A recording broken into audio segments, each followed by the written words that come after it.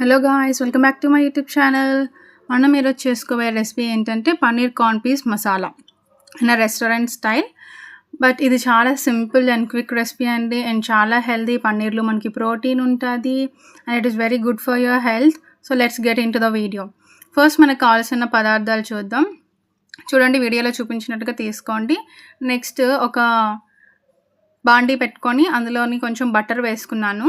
తర్వాత పన్నీర్ వేసి కొంచెం లైట్గా రోస్ట్ చేసుకుంటున్నానండి, సో దట్ మనకి టేస్ట్ చాలా బాగుంటుంది అండ్ ఇంకా చాలా కలర్ఫుల్గా కూడా ఉంటుందండి. సో ఫస్ట్ మనం పన్నీర్ని అలా సార్ట్ చేసుకోవాలన్నమాట, వీడియోలో చూపించిన విధంగా.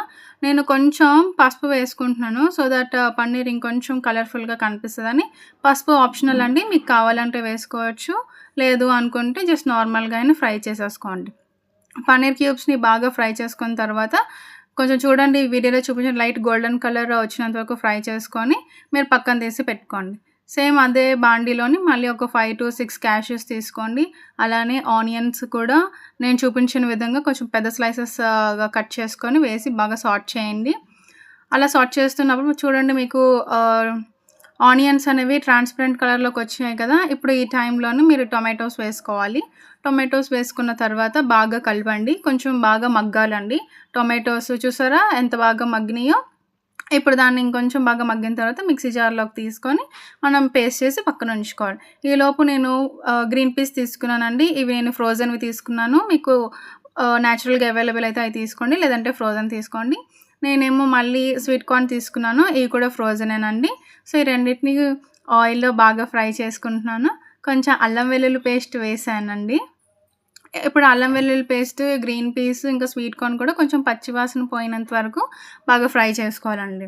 ఇప్పుడు బాగా ఫ్రై చేసుకున్న తర్వాత మనం ఏంటంటే ముందుగా వేసుకున్న పేస్ట్ చేసి పెట్టుకున్నాం కదండి, ఆ పేస్ట్ అనేది ఇందులో వేసుకోవాలి. నేను కొంచెం పసుపు, కారం, ఇంకా అలానే సాల్ట్, గరం మసాలా, ధనియా పౌడర్ అండ్ జీలకర్ర పౌడర్ వేసుకున్నానండి. మీరు కావాలంటే ఇంకా చికెన్ మసాలా అవి కూడా వేసుకోవచ్చు.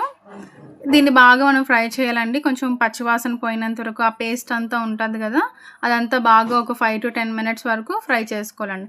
తర్వాత మనం ముందుగా ఫ్రై చేసి పెట్టుకున్న పన్నీర్ క్యూబ్స్ని కూడా వేసుకొని బాగా కలపాలండి. బాగా కలిపిన తర్వాత ముందుగా కొంచెం వాటర్ యాడ్ చేసుకోవాలండి. మనకి ఎంత గ్రేవీ, ఎంత థిక్నెస్కి కావాలనుకుంటే అంతవరకు కొంచెం మనం వాటర్ వేసుకోవాలి. మీరు మీ కన్సిస్టెన్సీ బట్టి వాటర్ వేసుకోండి. ఇలా వాటర్ వేసుకున్న తర్వాత ఒక 5 to 10 minutes హై ఫ్లేమ్లో పెట్టి బాయిల్ చేసుకుంటే మనకి సూపర్ టేస్టీగా paneer, green peas and sweet కార్న్తో మసాలా కర్రీ రెడీ అయిపోతుందండి. లాస్ట్లో కొంచెం కొత్తిమీర వేసుకుంటే ఇంకా టేస్ట్